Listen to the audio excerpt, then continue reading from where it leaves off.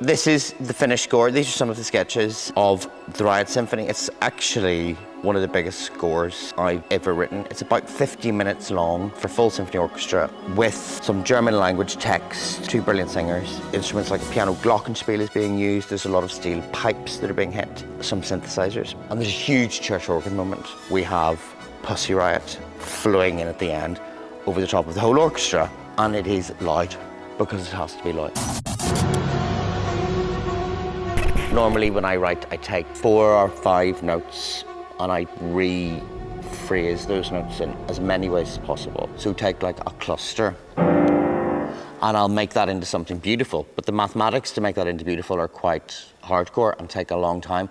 And then everyone hears it and thinks it sounds really beautiful and they think you've just written something that sounds beautiful, but actually you've written a mathematical equation. This is slightly different in that the maths are all diatonic.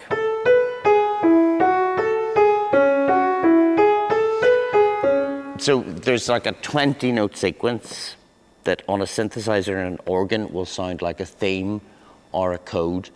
And for 50 minutes, it's about how that's manipulated backwards and inverted and changed and put into a million different versions, or played all at the same time, or played in a different key, or various different instruments.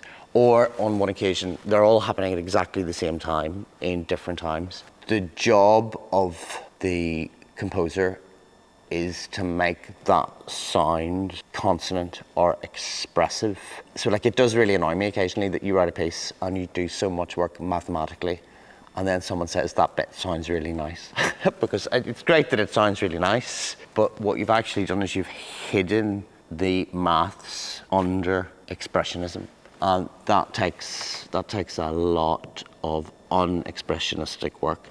But what you get is something that has an architectural solidity. The notion of a symphony needs a solid structure. Either there are 4 movements or it's just something, it's a massive story told with a symphony orchestra where the movements don't matter. This is a bit of a hybrid of them both. It is symphonic in its approach and it is symphonic in form in that it tells you a story sequentially with different moods and attitudes in terms of tempos, each one reflecting the one before and the one that's about to come.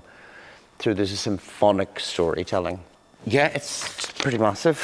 So because it's all working with the visual image, it has to work in these huge vertical lines, which means that instead of changing tempo all the time, it has blocks of sound, which on the page means you just see quite a lot of notes all at the same time, but in terms of sound means everything is vertical. So you'll see symphonic blocks of quite filmic approached noise, and it is loud because it has to be loud.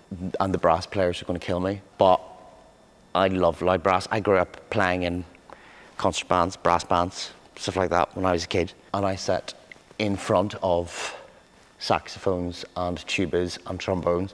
So to me, music is a loud thing. I didn't grow up sat in front of the harpist. My natural state is very, very loud orchestral brass and percussion. And in this case, we have Pussy Riot flowing in at the end over the top of the whole orchestra. And I want them to be the loudest thing on show. We also have 2 excellent singers, 2 of Northern Ireland's brightest young stars at the minute, Rebecca and Michael. And Rebecca said to me the other day she wanted more notes in a text message. Famous last words, Rebecca. So there's a huge amount of what we call in music coloratura soprano, which is just where they go to the top of their register and show us what the human voice can do.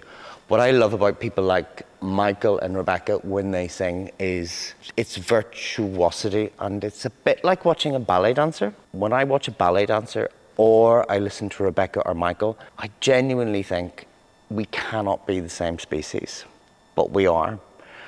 I feel the same when I see a brilliant violinist. I can't understand how they do that, and yet they do it. And I think that's the key to virtuosic artistry, and hopefully within that there's quite a lot of that. I think Pussy Riot are virtuosic in what they do because they do not stop, and that's a virtuosic protest in Russian.